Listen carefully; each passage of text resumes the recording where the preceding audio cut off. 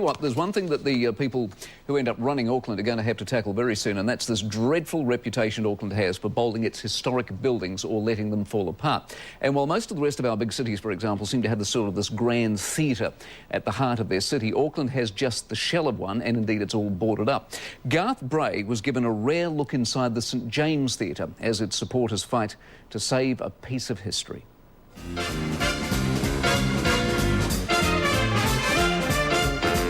It's had the royal treatment, 3 visits by the Queen, ballet for the newlyweds in 1983. There's nothing like the theatre. There's nothing like live performances.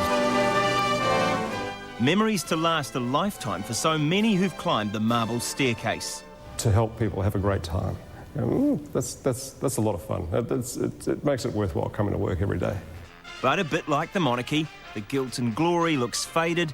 Are the best days all in the past? The roar of the crowd has long since faded here at the St James, and there's not much of a smell of grease paint either, more the kind of smoky odour of a hangi. That's the smell of the fire that gutted the building next door 3 years ago and left the doors here well and truly closed. We've managed to get them unlocked for a visit from an old friend. How are we? G'day, Bob, come in. Nice to see you. Welcome back to St James. Yes, lovely. I mean, how you actually got access, I'll never know. Bob Kerridge's family owned the St James in its picture palace heyday. Right here's the spot where he met the Queen on her first visit. I was about 13 or 14. She was out for the royal performance in 1953. That's him there. It was a film called The £1 Million Note, which I have to tell you was a dreadful movie, but nonetheless. And it was out in that foyer there. He reckons everyone who sat in this theatre had the royal treatment. It just has that atmosphere, that character.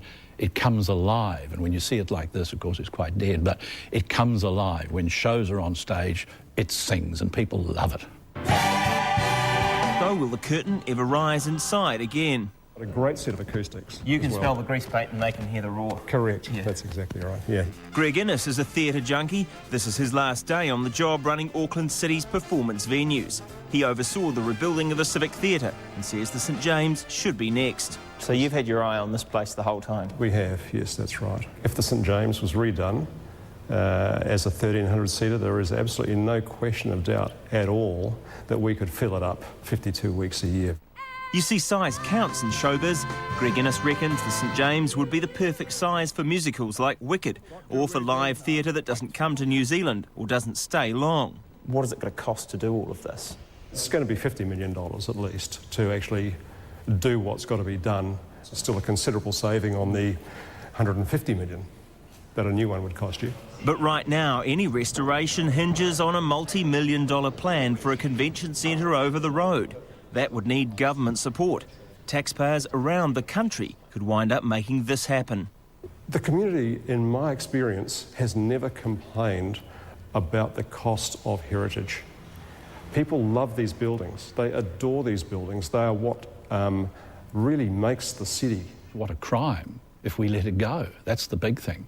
This must be preserved. It's part of our heritage. It's got history. Actually, a beautiful place. Well, still to come.